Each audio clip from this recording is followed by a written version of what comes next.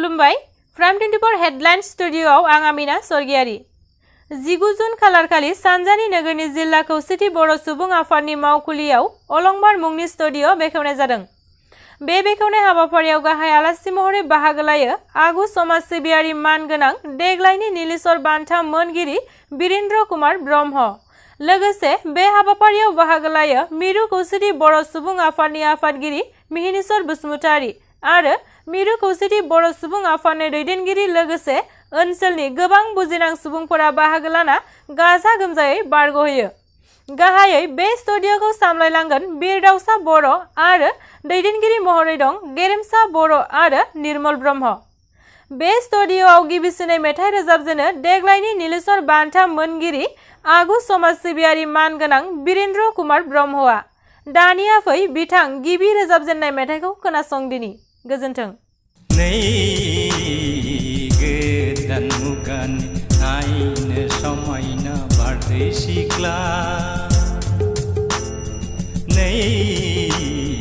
गोदान मुगानि नायनो समायना बारदै सिख्ला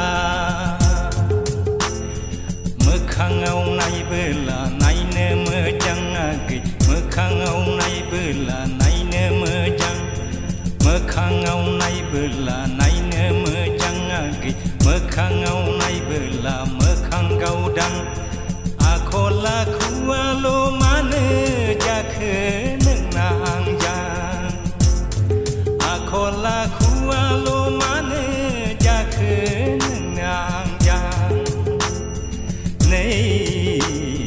गोदान मुगानि नायनो समायना बारदै सिख्ला गोदान मुगानि नायनो समायना बारदै सिख्ला बर' हौवाखौ बस्था मोनामो होननानै बासिबाय नों हारसा हौवाखौ पाउदार मोदोमो लाक्साफोन मोदोमो होननानै बाख्नायबाय नों बर' हौवाखौ बस्था मोनामो होननानै बासिबाय नों हारसा हौवाखौ पाउदार मोदोमो लाक्साफोन मोदोमो होननानै बाख्नायबाय नों दानियालाय मानोथो बस्था रुजुनग्राखौनो मोना जाखो दानियालाय मानोथो बस्था